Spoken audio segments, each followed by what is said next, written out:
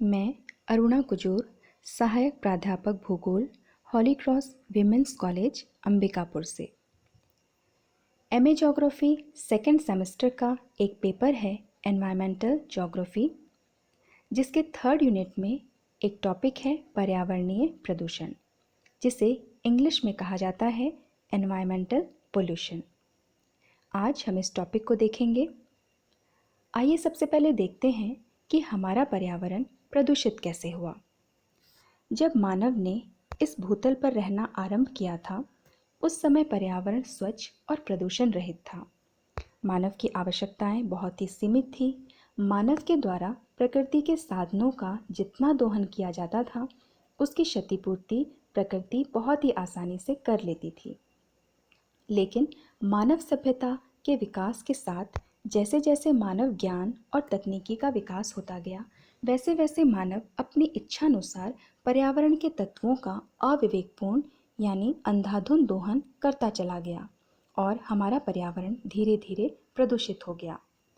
यद्यपि प्राकृतिक पर्यावरण के सभी घटक संतुलन की अवस्था में रहते हैं और यदि कभी असंतुलन उत्पन्न हो भी जाए तो वह कुछ समय के लिए होता है और शीघ्र ही प्रकृति द्वारा पुनः संतुलन स्थापित कर लिया जाता है।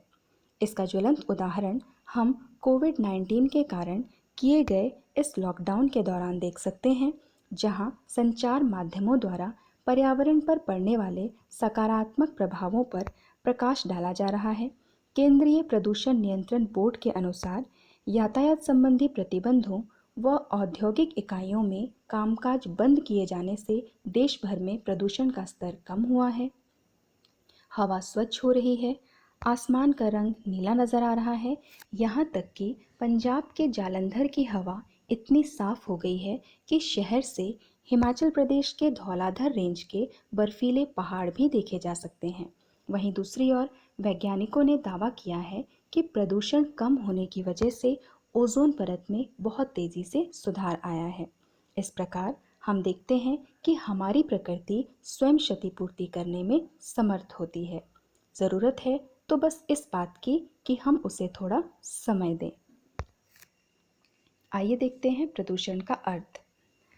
अंग्रेजी का पोल्यूशन शब्द लैटिन के पोल्यूशनम से लिया गया है, जिसका अर्थ होता है गंदा करना।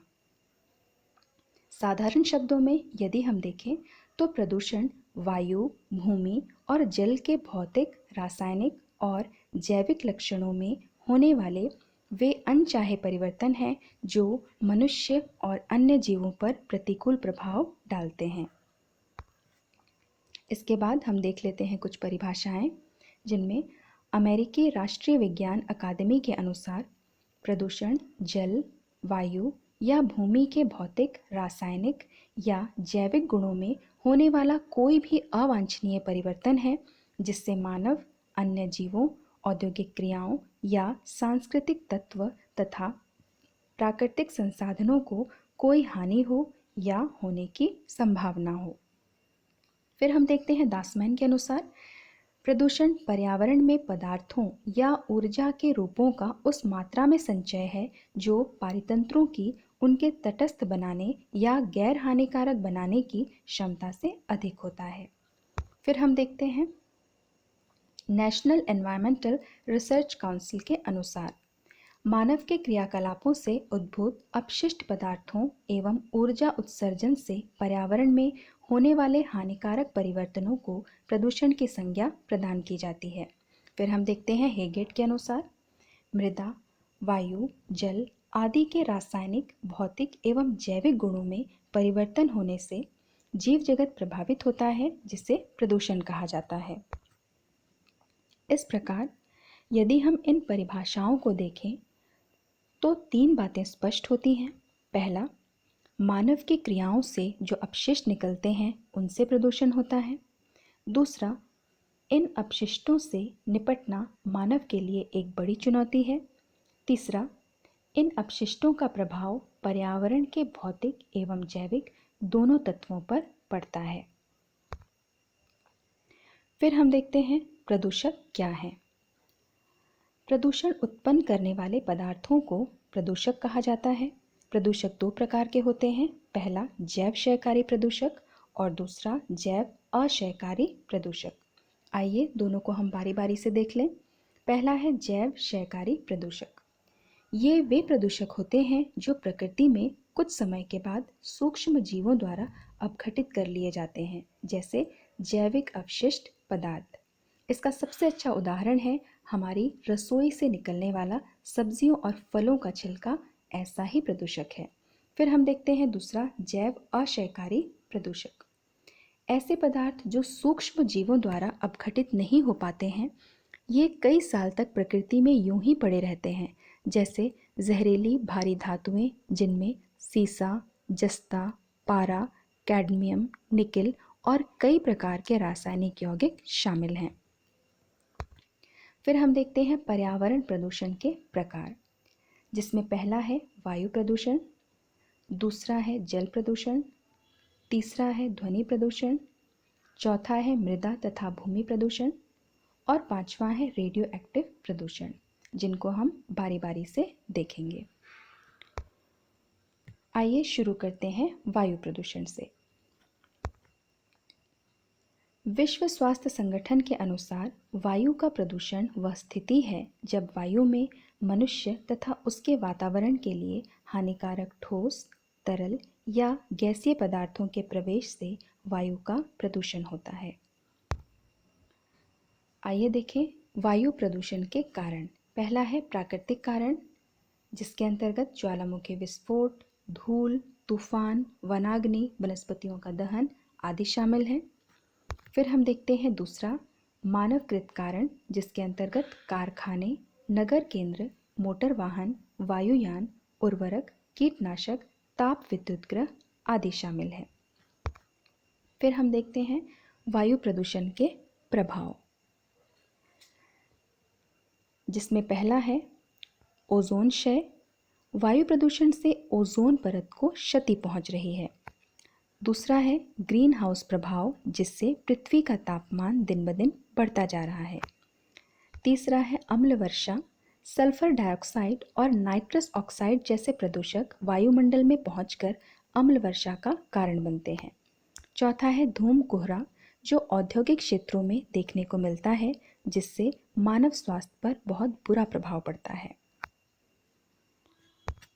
फिर हम देखेंगे वायु प्रदूषण को रोकने के उपाय।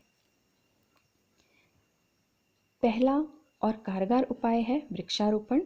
फिर दूसरा है उद्योगों में वायु शुद्धिकरण यंत्र का उपयोग करना। तीसरा है चिमनियों की अधिक ऊंचाई, जिससे कि आसपास के क्षेत्रों में प्रदूषण कम से कम हो। चौथा है उत्प्रेरक, परावर्तक एवं सीसा रहित पेट्रोल का उपयोग। आइए देखें उत्प्रेरक परावर्तक क्या है। यह एक प्रकार का प्रदूषण नाशक यंत्र है, जिसे मोटर गाड़ियों के साइलेंसर में लगाया जाता है, जिससे निकलने वाली हानिकारक गैसों को फिल्टर किया जा सके। फिर हम देखते हैं घरों में धुआं रहित ईंधनों को प्रोत्साहन दिया जाना चाहिए। फिर नेक्स्ट है जीवाश्म ईंधनों के स्थान पर वैकल्पिक ऊर्जा जैसे सौर ऊर्जा और पवन ऊर्जा का प्रयोग किया जाना चाहिए। वायु प्रदूषण में सबसे अहम भूमिका होती है जीवाश्म ईंधनों की, इसलिए इनके विकल्प को ढूंढना हमारे लिए ज़रूरी है। नेक्स्ट हम देखेंगे जल प्रदूषण। विश्व स्वास्थ्य संगठन के अनुसार प्राकृतिक अथवा अन्य स्रोतों से उत्पन्न अवांछित बाहरी पदार्थों के कारण जल दूषित हो जाता है तथा वह विषाक्तता एक सामान्य स्तर से कम ऑक्सीजन के कारण जीवों के लिए हानिकारक हो जाता है तथा संक्रामक रोगों के फैलने में सहायक होता है। आइए देखें जल प्रदूषण के कारण। पहला प्राकृतिक कारण, जिसमें मृदा अपरदन, भूस्खलन, ज्वालामुखी उद्गार, पौधों तथा जंतुओं के विघटन और वियोजन आदि को शामिल किया जाता है। दूसरा है मानव जनित कारण, जिसमें कारखाने, नगरों के अपशिष्ट जल, कृषि में कीटनाशकों और उर्वरकों का प्रयोग आदि अन्य सामाजिक कारणों को भी इसमें शामिल किया जाता है। जल प्रदूषण का प्रभाव। पहला मानव पर प्रभाव। प्रदूषित जल के सेवन से मानव के स्वास्थ्य पर बहुत बुरा प्रभाव पड़ता है, जिससे उसकी कार्यक्षमता कम हो जाती है। दूसरा हम देखते हैं पशुओं, जलीय जीवों तथा वनस्पतियों पर प्रभाव। इसका सबसे ज़्यादा प्रभाव पड़ता है जलीय जीवों और वनस्पतियों पर, क्योंकि ये जल पर ही आश्रित होते हैं। जल में विषाक्त रसायनों की अधिकता से इन जीवों तथा वनस्पतियों की मृत्यु तक हो जाती है। इसके बाद हम देखेंगे जल प्रदूषण को नियंत्रित करने के उपाय। पहला है नगरीय जल का शोधन, दूसरा उद्योगों से निकलने वाले दूषित जल का शोधन, तीसरा पेयजल की सफाई, चौथा जल का तर्कसंगत उपयोग, पांचवा कृषि व्यवस्था में सुधार और छठवां जनसाधारण को जागरूक करना। फिर हम देखेंगे ध्वनि प्रदूषण। आइए देखते हैं ध्वनि प्रदूषण क्या है। अत्यधिक तीव्र, अनियंत्रित एवं असहनीय ध्वनि को ध्वनि प्रदूषण कहते हैं। ध्वनि प्रदूषण की तीव्रता को डेसिबल इकाई में मापा जाता है। 0 डेसिबल ध्वनि की तीव्रता का वह स्तर है जहां से ध्वनि सुनाई देना शुरू होती है। फुसफुसाहट में बोलने पर ध्वनि की तीव्रता 30 डेसिबल होती है। वैज्ञानिकों के अनुसार 40 से 50 डेसिबल तक की ध्वनि मनुष्य के सहने लायक होती है। उससे अधिक की तीव्रता की ध्वनि मनुष्य के लिए हानिकारक होती है। फिर हम देखेंगे ध्वनि प्रदूषण के कारण, जिनमें पहला है प्राकृतिक कारण, जिसके अंतर्गत मेघ गर्जन, तीव्र वेग वाली हवाएं, सागरीय तरंगे आदि को शामिल किया जाता है। और दूसरा है मानवीय कारण, जिसमें स्वचालित वाहन, वायुयान, रेलगाड़ियां, कारखानों की मशीनें, वाद्य यंत्र, लाउडस्पीकर आदि को शामिल किया जाता है। फिर हम देखते हैं ध्वनि प्रदूषण के प्रभाव। अत्यधिक शोर से मनुष्य के सुनने की शक्ति बुरी तरह प्रभावित होती है। इसका मानव स्वास्थ्य पर बहुत बुरा प्रभाव पड़ता है। कभी कभी अत्यधिक शोर के दुष्प्रभाव से कान के पर्दे तक फट सकते हैं। इससे उच्च रक्तचाप, हृदय रोग, अनिद्रा, तनाव, पाचन तंत्र की अव्यवस्था, चिड़चिड़ापन आदि कई प्रकार की बीमारियां हो सकती हैं। ध्वनि प्रदूषण का नियंत्रण। लाउडस्पीकरों का प्रयोग कम से कम किया जाना चाहिए। कारखानों को आवासीय क्षेत्र से दूर स्थापित किया जाना चाहिए। मोटर गाड़ियों तथा मशीनों में ध्वनि मंदक यानी कि साइलेंसर का प्रयोग अनिवार्य रूप से किया जाना चाहिए। फिर है हवाई जहाज़ों एवं जेट विमानों को निर्धारित ऊंचाई पर ही उड़ाना चाहिए। पटाखों का प्रयोग कम से कम किया जाना चाहिए। वाहनों के हॉर्न का प्रयोग आवश्यकता पड़ने पर ही किया जाना चाहिए। फिर हम देखते हैं घर में टीवी, रेडियो आदि का प्रयोग कम आवाज में किया जाना चाहिए। अगला हम देखते हैं मृदा तथा भूमि प्रदूषण। आइए देखते हैं ये क्या है। मानव के हस्तक्षेप तथा दुरुपयोग द्वारा मृदा व भूमि में ऐसे भौतिक, रासायनिक तथा जैविक परिवर्तन होते हैं जिनसे मृदा का अवनयन होता है और उसकी उत्पादकता में कमी आती है। इस प्रक्रिया को मृदा तथा भूमि प्रदूषण कहते हैं। आइए देखें मृदा तथा भूमि प्रदूषण के कारण। इसके प्रमुख कारणों में मृदा अपरदन, निर्वनीकरण, अम्ल वर्षा, रेडियोधर्मी पदार्थों, रासायनिक उर्वरकों, कीटनाशकों तथा शाक नाशक कृत्रिम रसायनों का अधिक प्रयोग, नगरीय तथा औद्योगिक क्षेत्रों के अपशिष्ट, ठोस अपशिष्ट पदार्थ का जमाव जिसमें पॉलीथीन प्रमुख है। मृदा तथा भूमि प्रदूषण के प्रभाव। मिट्टी की उपजाऊ क्षमता कम हो जाती है। रासायनिक प्रदूषण मिट्टी में मिलकर आहार श्रृंखला के माध्यम से मनुष्य तथा पशुओं के शरीर में पहुंचकर कई प्रकार के रोग उत्पन्न करते हैं। अत्यधिक प्रदूषण के कारण मिट्टियां कृषि के लिए अनुपयुक्त हो जाती हैं। वनस्पति विहीन भूमि मृदा अपरदन को बढ़ावा देती है, जिससे बाढ़ जैसे प्राकृतिक प्रकोप का सामना हमें करना पड़ता है। फिर हम देखेंगे मृदा तथा भूमि प्रदूषण के नियंत्रण के उपाय। पहला, कृषकों को रासायनिक पदार्थों का उचित प्रयोग करने के लिए प्रशिक्षण देकर भूमि प्रदूषण को कम किया जा सकता है। दूसरा, कंपोस्ट अथवा गोबर खाद को प्रोत्साहन देकर कृषि में रसायनों का प्रयोग कम किया जा सकता है। वृक्षारोपण द्वारा मृदा प्रदूषण को कम किया जा सकता है। फसल चक्र का उपयोग कर भूमि को पुनः उर्वर बनाया जा सकता है। नगरीय तथा औद्योगिक अपशिष्ट पदार्थों का प्रौद्योगिकी द्वारा उचित प्रबंधन किया जा सकता है। फिर हम देखेंगे रेडियो एक्टिव प्रदूषण। नाभिकीय परमाणु परीक्षणों के फलस्वरूप कई रेडियो एक्टिव तत्व जैसे यूरेनियम, थोरियम, प्लूटोनियम तथा रेडियो एक्टिव किरणें जैसे अल्फा, बीटा और गामा वातावरण में प्रवेश कर रेडियो एक्टिव प्रदूषण उत्पन्न करते हैं। आइए देखें इसके कारण।